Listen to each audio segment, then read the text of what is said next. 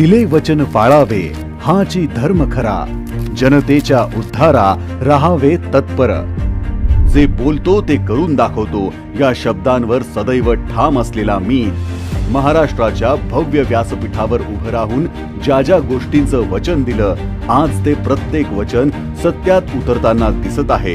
हाच विकास कामांचा लेखाजोखा आज मी तुमच्या समोर सादर करीत आहे.